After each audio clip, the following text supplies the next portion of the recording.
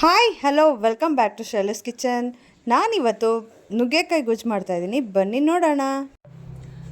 Ingredients: ನುಗ್ಗೆಕಾಯಿ, ತೆಂಗಿನಕಾಯಿ, ಕಡಲೆಕಾಯಿ ಬೀಜ, ಗಸಗಸೆ, ಧನಿಯಾ, ಸೋಂಪು, ಜೀರಿಗೆ, ಗರಂ ಮಸಾಲ, ಇಂಗು, ಈರುಳ್ಳಿ, ಟೊಮೊಟೊ, ಹುಣಸೆಹಣ್ಣು ಒಂದು ಚಿಕ್ಕ ನಿಂಬೆಹಣ್ಣು ಗಾತ್ರದಷ್ಟು ತೊಗೊಂಡಿದ್ದೀನಿ, ಬೆಳ್ಳುಳ್ಳಿ 1 ಗೆಡ್ಡೆ, ಶುಂಠಿ 2 ಇಂಚಷ್ಟು ತೊಗೊಂಡಿದ್ದೀನಿ. ಈಗ ಇದು ಕಡಲೆಕಾಯಿ ಬೀಜ ಸ್ವಲ್ಪ ಹುರ್ಕೋಬೇಕು. ಗಸಗಸೆ ಮತ್ತು ಸೋಂಪು.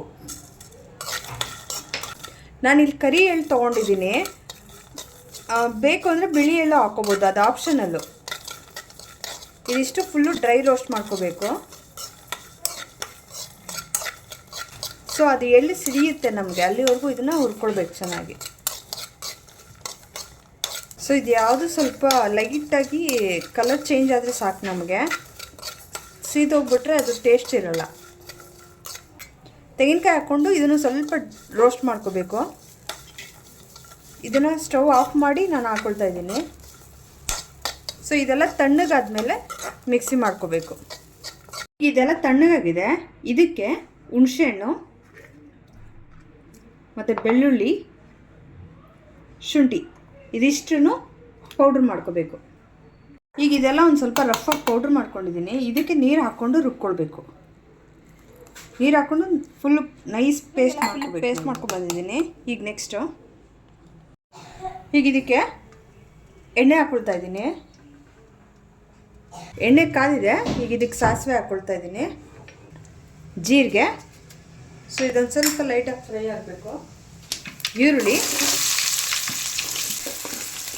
ಒಂದು ಸ್ವಲ್ಪ ಲೈಟಾಗಿ ಫ್ರೈ ಆಗಬೇಕು. ಹಿಂಗೆ ಹಾಕ್ತಾಯಿದ್ದೀನಿ.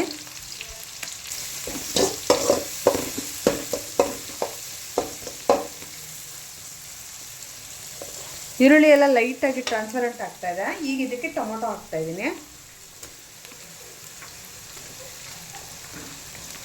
ಸೊ ಟೊಮೊಟೊ ಎಲ್ಲ ಒಂಚೂರು ಬೇಯಬೇಕು.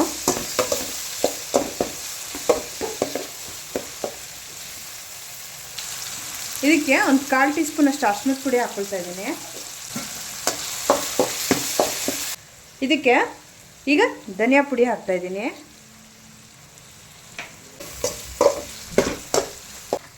ಮತ್ತು ಗರಂ ಮಸಾಲ,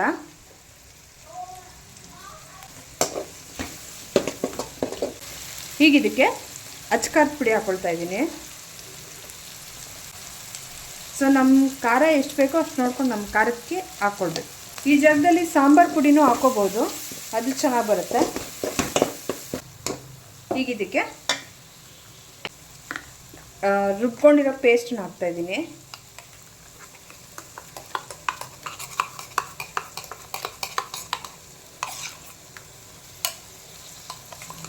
ಇದಕ್ಕೆ ನೀರು ಹಾಕ್ಕೊಳ್ತಾ ಇದ್ದೀನಿ. ಕುದಿ ಬರಬೇಕು. ಸೊ ಈಗ ಇದೊಂದು ಸ್ವಲ್ಪ ಕುದಿ ಬರ್ತಾ ಇದೆ. ಈಗ ನುಗ್ಗೆಕಾಯಿ ಹಾಕ್ತಾಯಿದ್ದೀನಿ. ಸೊ ಇದನ್ನು ನಾನೇನು ಬೇಯಿಸ್ಕೊಂಡಿಲ್ಲ, ಇದರೊಳಗೆ ಬೇಯಿಸ್ತಾ ಇದ್ದೀನಿ. ಇದು ಹಾಗೆ ಹಸಿದೆ ಹಾಕ್ತಾಯಿದ್ದೀನಿ. ಈಗ ಇದಕ್ಕೆ ಇನ್ನೂ ಸ್ವಲ್ಪ ನೀರು ಹಾಕ್ಕೊಳ್ತೀನಿ ನಾನು. ಈಗ ಇದಕ್ಕೆ ನೀರು ಹಾಕ್ಕೊಳ್ತಾ ಇದ್ದೀನಿ.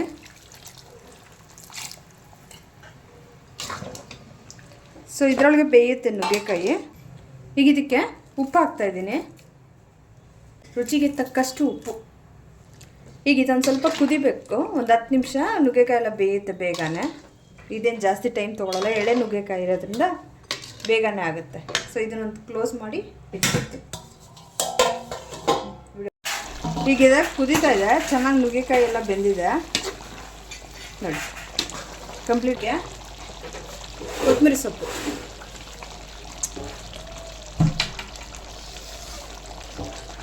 ಈ ಕೊತ್ತಂಬರಿ ಸೊಪ್ಪೆಲ್ಲ ಹಾಕ್ಕೊಂಡು ಮಿಕ್ಸ್ ಮಾಡಿ. ಈಗ ಇದು ರೆಡಿಯಾಗಿದೆ.